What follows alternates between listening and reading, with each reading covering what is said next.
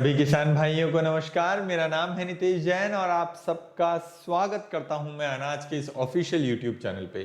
दोस्तों, आज के इस वीडियो में हम आपको जानकारी देंगे कि मूली की खेती शुरुआत से अंत तक आपको कैसे करनी है, उसमें क्या क्या चुनौतियां आती है और कैसे आपको उससे निदान पाना है।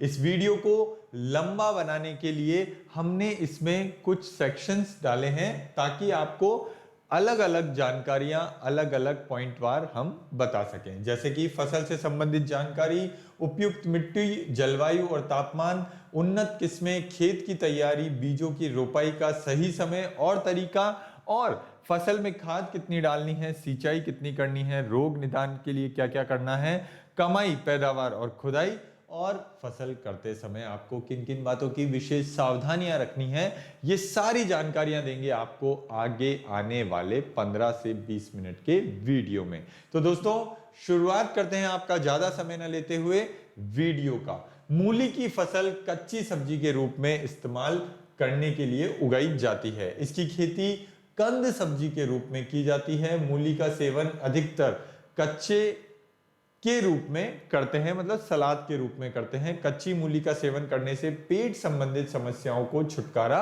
मिलता है। इसका इस्तेमाल मुख्य रूप से सलाद को बनाकर किया जाता है। मूली की फसल का कम समय और कम लागत में अधिक पैदावार देने के लिए तैयार हो जाती है, इसलिए किसानों के लिए अधिक फायदे वाली खेती होती है। और दोस्तों, इसकी फसल को एक ही मौसम में 2 बार प्राप्त किया जा सकता है, यह भी इसकी एक अच्छी विशेषता है। मूली की फसल बीज रोपाई के 2 माह बाद पककर तैयार हो जाती है। किसान भाई मूली की फसल को आलू, सरसों, गन्ना, मेथी, जौ और गेहूं की फसल के साथ भी आसानी से कर सकते हैं। और दोस्तों, उपयुक्त मिट्टी, जलवायु और तापमान की अगर हम बात करें तो मूली की खेती में बलुई दोमट मिट्टी की आवश्यकता होती है। इसके अलावा भूमि अच्छी जल निकासी वाली होनी चाहिए, पानी भरा हुआ नहीं रहना चाहिए। मूली की खेती में 6 से 7 के मध्य भूमि का पीएच मान होना चाहिए। ठंडी जलवायु भूमि की फसल के लिए काफी उचित होती है। इसके पौधे सर्दियों में गिरने वाले पाले को भी आसानी से सहन कर लेते हैं तथा अधिक गर्मियों के मौसम में इसके पौधे अच्छे से वृद्धि नहीं कर पाते हैं, तो आपको सर्दी के समय ही इसकी फसल करनी चाहिए। इसके बीजों को अंकुरण के लिए 20 डिग्री तापमान तथा पौधों को विकास के समय 10 से 15 डिग्री के तापमान आवश्यकता होती है। मूली के पौधे न्यूनतम 4 डिग्री और अधिकतम 25 डिग्री तक का तापमान सहन कर सकते हैं। इससे अधिक तापमान पर मूली की गुणवत्ता खराब हो जाती है। अब बात करते हैं उन्नत किस्में। तो देखिए दोस्तों, कुछ कुछ किस्में हैं, मैं आपको फटाफट से डिटेल में बता देता हूं। सबसे पहले जापानी सफेद। इस किस्म के पौधे को तैयार होने में 50 से 60 दिन का समय लगता है। इस पौधे को 1 फीट तक लंबे होते हैं। यह स्वाद में कम तीखी होती है। इस किस्म के पौधे प्रति हेक्टेयर के हिसाब से 250 से 300 क्विंटल की पैदावार देते हैं प्रति हेक्टेयर। ये जरूर आप ध्यान रखिएगा दोस्तों। और रैपिड रेड व्हाइट टिप्ड, ये मूली की इस किस्म के पौधे को तैयार होने में 25 से 30 दिन का समय लगता है, बहुत फास्ट आ जाती है। ये अधिक तेजी से पैदावार देने वाली किस्म है, जिसमें निकलने वाले फलों का रंग सफेद और लाल होता है। रैपिड रेड व्हाइट टिप्ड किस्म के पौधे एक ही मौसम में कई बार पैदावार दे देते हैं। और दोस्तों, हिसार नंबर 1, ये सबसे ज्यादा चलती है पंजाब हरियाणा साइड। मूली की इस किस्म के पौधे का भारत के उत्तरी मैदान राज्यों में उगाने के लिए तैयार किया गया है। इसमें निकलने वाले पौधे की जड़ें सीधी और लंबी पाई जाती है, जिसका बाहरी छिलका चिकना और सफेद होता है। इस किस्म की मूली के स्वाद में मीठापन पाया जाता है। इसके पौधे रोपाई के 50 दिन के बाद पैदावार देने के लिए तैयार हो जाते हैं, जिसका प्रति हेक्टेयर उत्पादन 250 क्विंटल तक होता है। प्रति हेक्टेयर ही बता रहा हूं दोस्तों, सारा उत्पादन। और इसके अलावा भी मूली की कई उन्नत किस्मों की अधिक पैदावार देने के लिए तैयार किया गया है, जो इस प्रकार है: पूसा हिमानी, पूसा चेतकी, पूसा देशी, पूसा रेशमी, पूसा चेतकी, पंजाब पसंद, पंजाब अगेती, व्हाइट आइसिकल, व्हाइट लॉन्ग, सकुरा जमा, KN1, जौनपुरी मूली, फ्रेंच ब्रेकफास्ट और स्कारलेट, ग्लोब आदि ये तमाम तरह की कुछ फसलें, कुछ मूली की प्रजातियां हैं जो बाजार में तरह तरह के जगह में अलग अलग प्रकार से लोग करते हैं, किसान भाई करते हैं। खेत की तैयारी आपको कैसे करनी है दोस्तों? मूली की खेती में बीजों की रोपाई से पहले खेत को तैयार कर लेना चाहिए। इसके लिए सबसे पहले मिट्टी पलटने वाले हैलो से खेत गहरी जुताई कर देनी चाहिए। इसमें पुरानी फसल के अवशेष पूरी तरह से नष्ट हो जाते हैं। इसके बाद खेत में प्राकृतिक खाद के तौर पर 15 गाड़ी पुरानी गोबर की खाद प्रति हेक्टेयर के हिसाब से देना होता है। खाद डालने के बाद कल्टीवेटर के माध्यम से 2 से 3 तिरछी जुताई कर मिट्टी में खाद को अच्छी तरह से मिला दिया जाता है। और दोस्तों इसके बाद खेत में पानी लगाकर पलेव कर दें। इसके बाद खेत को कुछ समय के लिए ऐसे ही खुला छोड़ दें। जब खेत की मिट्टी ऊपर से सूखी दिखाई देने लगे तब मिट्टी को भुरभुरा करने के लिए रोटावेटर से खेत में जुताई करवा दें। इसके बाद खेत में पाटा लगाकर खेत को समतल कर दिया जाता है, जिससे खेत में जल भराव जैसी समस्या नहीं होती है। इसके बीजों की रोपाई मेड़ पर की जाती है। इसके लिए खेत के लिए समतल हो जाने के बाद 1 से 1.5 फीट की दूरी रखते हुए मेड़ों की तैयार कर लिया जाता है। और दोस्तों बीजों की रोपाई का सही समय और तरीका क्या है?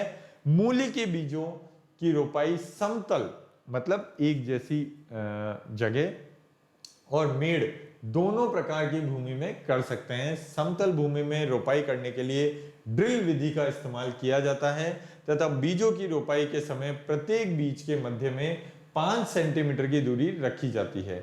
इसके अतिरिक्त यदि मूली के बीजों की रोपाई मेड़ पर हाथ द्वारा की जाती है तो प्रत्येक बीज के मध्य 5 सेंटीमीटर की दूरी अवश्य रखें। इसके अलावा कुछ किसान भाई बीजों की रोपाई छिड़काव विधि द्वारा भी करते हैं। बीजों छिड़काव विधि में मूली के बीजों को समतल खेत में छिड़क दिया जाता है, जिसके बाद खेत में कल्टीवेटर लगाकर पीछे हल्का पाटा बांधकर 2 से 3 हल की जुताई की जाती है। इसके बीज 3 से 5 सेंटीमीटर की गहराई में दब जाते हैं। सामान्य तौर पर इसकी खेती को पूरे वर्ष किया जा सकता है, किंतु सर्दियों के मौसम में इसकी खेती करने से अच्छी पैदावार प्राप्त कर सकते हैं।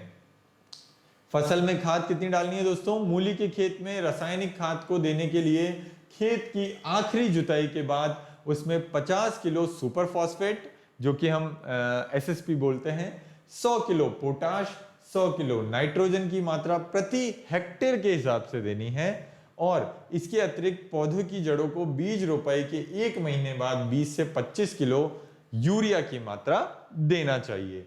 और दोस्तों सिंचाई की अगर हम बात करें तो मूली के बीजों की रोपाई को नम भूमि में किया जाता है, इसलिए पौधे रोपाई के तुरंत बाद इसकी पहली सिंचाई कर दी जाती है। इसके पौधों को सामान्य सिंचाई की आवश्यकता होती है। यदि इसकी बीजों की रोपाई सूखी भूमि में की गई है तो उस दौरान इसके बीजों को अंकुरित होने तक हल्की सिंचाई की जरूरत होती है। लेकिन अगर नमी की मिट्टी है और बढ़िया अगर ओस वगैरह गिर रही है तो सिंचाई विचाई की कोई आवश्यकता नहीं है। मूली के पौधों की सिंचाई गर्मियों के मौसम में 2 से 3 बार की जाती है, वही बारिश के मौसम में जरूरत पड़ने पर ही सिंचाई करनी चाहिए। रोग निदान की अगर बात करें दोस्तों, मूली के खेत में खरपतवार नियंत्रण के लिए रासायनिक और प्राकृतिक दोनों ही विधियों का इस्तेमाल किया जाता है। मूली के पौधों में प्राकृतिक तरीके से खरपतवार नियंत्रण के लिए निराई गुड़ाई की जाती है। इसके पौधों को केवल 2 गुड़ाई की ही आवश्यकता होती है, जरूरत होती है, जिसमें पहली गुड़ाई को 20 दिन बाद किया जाता है तथा दूसरी गुड़ाई 15 दिन बाद की जाती है। मतलब बुआई से 20 दिन बाद पहली और पहली गुड़ाई के बाद 15 दिन बाद दूसरी गुड़ाई। इसके अलावा यदि आप रासायनिक विधि से खरपतवार पर नियंत्रण पाना चाहते हैं तो उसके लिए आपको पेंडामेथिलिन की उचित मात्रा का छिड़काव खेत में बीज रोपाई के बाद कर देना होता है 72 घंटे के पहले, जो कि हम स्टॉम्प एक्स्ट्रा वगैरह करते हैं। पेंडामेथिलिन 30% वाली वो आप कर सकते हैं। माहू रोग के लिए क्या करना है दोस्तों? इस किस्म का रोग कीट के रूप में समूह बनाकर पौधों की पत्तियों पर आक्रमण करता है। इसके कीट आकार में अधिक छोटे होते हैं जो पत्तियों का रस चूस कर उन्हें पीला कर देते हैं। इस किस्म के रोग का प्रभाव अक्सर जलवायु परिवर्तन के दौरान देखने को मिलता है। मेलाथियोन की उचित मात्रा का छिड़काव पौधों पर कर इस रोग की रोकथाम की जा सकती है। बालदार सुंडी ये बालदार सुंडी रोग पौधों पर किसी भी अवस्था में लग सकता है। इस किस्म के रोग का कीट पौधों की पत्तियों को खाकर उन्हें छलनी कर देता है, जिससे पौधे अपना भोजन नहीं ग्रहण कर पाते हैं और उनका विकास पूरी तरह से रुक जाता है। क्विनालफॉस या सर्फ की उचित मात्रा का छिड़काव करने से इस रोग की रोकथाम की जा सकती है। क्विनालफॉस 25% जो कि हम हल्का कीटनाशक करीब करीब सभी फसलों में डालते हैं, वो तमाम आपको कीटनाशक ऐसे करने हैं। अब बात करें झुलसा रोग की, तो इस किस्म का रोग पौधों पर जनवरी और मार्च के महीने में आक्रमण करता है। झुलसा रोग से प्रभावित होने पर पौधों की पत्तियों पर काले रंग के धब्बे दिखाई देने लगते हैं।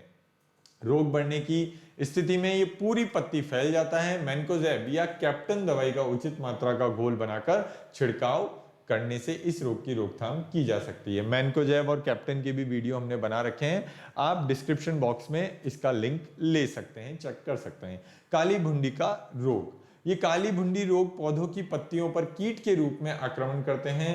ये कीट रोग पौधों की पत्तियों को खाकर उसे पूरी तरह से नष्ट कर देता है, जिससे पौधा भोजन नहीं ग्रहण कर पाता है और कुछ ही समय सूख कर नष्ट हो जाता है। इस रोग से पौधों को बचाने के लिए 10 से 12 दिन के अंतराल में मैलाथियोन की उचित मात्रा का छिड़काव पौधों पर कर देना चाहिए। अब बात करते हैं दोस्तों कमाई, पैदावार और खुदाई की। मूली के पौधे बीज रोपाई के 2 महीने बाद उत्पादन देने के लिए तैयार हो जाते हैं। इसकी छोटी जड़ों की खुदाई 1 महीने में भी की जा सकती है। इस दौरान मूली के आकार को देखते हुए इसकी खुदाई कर सकते हैं। मूली की खुदाई के बाद उन्हें अच्छे से साफ कर बाजार में बेचने के लिए भेज देना चाहिए। मूली के 1 हेक्टेयर के खेत में तकरीबन 250 क्विंटल की पैदावार प्राप्त की जा सकती है। मूली का बाजारी भाव गुणवत्ता के हिसाब से 3 से 4 रुपए तक होता है, जिससे किसान भाई इसकी एक बार की फसल से तकरीबन 1.25 लाख की कमाई, अच्छा लाभ कमा सकते हैं। 1.25 लाख रुपए प्रति हेक्टेयर। और दोस्तों सावधानियों की अगर बात करें तो सावधानियां वही है जो हर वीडियो के अंत में हम बताते हैं। बच्चों को दवाई की पहुंच से आपको दूर रखना है, बीज या उर्वरक की पहुंच से भी दूर रखना है। हाथ के दस्ताने, मुंह पे मास्क हमेशा लगाए रखना है। हवा से विपरीत दिशा में कभी भी दवाई का स्प्रे नहीं करना है। भूखे पेट कभी भी खेत में नहीं जाना है। अच्छा सा भोजन लेकर, आहार लेकर सुबह या शाम के समय ही खेत में काम करना है। दिन में ज्यादा तापमान में, ज्यादा गर्मी में खेत में काम नहीं करना है। और दोस्तों जब भी आप पूरा इस्तेमाल कर लें कोई भी दवाई, उर्वरक या बीज का, तो जो खाली पैकेट, खाली डिब्बा बचता है उसको आपको आबादी से दूर ले जाकर तोड़ मोड़ के नष्ट कर देना है, जमीन में गाड़ देना है। और दोस्तों जब भी आप दवाई का अंतिम आवेदन करें उसके 20 दिन बाद में आपको फसल काटने जाना है। ये थी पूरी जानकारियां, पूरी सावधानियां, पूरे लाभ, गुण, अवगुण मूली की खेती के बारे में। अगर आपको ये वीडियो पसंद आया हो तो प्लीज इस वीडियो को लाइक करिए और मूली की खेती जो भी करना चाहे किसान उसको शेयर जरूर करिए। ये था मूली का वीडियो और आने वाले वीडियो में हम आपको जानकारी देंगे दोस्तों फूल गोभी की खेती के बारे में। जी हाँ दोस्तों, फूल गोभी की खेती के बारे में संपूर्ण जानकारी देंगे आपको आने वाले वीडियो में। अभी तक के लिए आपसे चाहेंगे अलविदा। अगर आपको जानकारी अच्छी लगी हो तो एक बार फिर से वीडियो को लाइक करिए, चैनल को सब्सक्राइब करिए, नोटिफिकेशन का घंटी वाला बटन जरूर दबा लीजिए दोस्तों, ताकि आने वाले वीडियोस की जानकारी आपको नोटिफिकेशन के माध्यम से मिलती रहे और आपका और हमारा साथ ऐसे ही बना रहे। दोस्तों नमस्कार।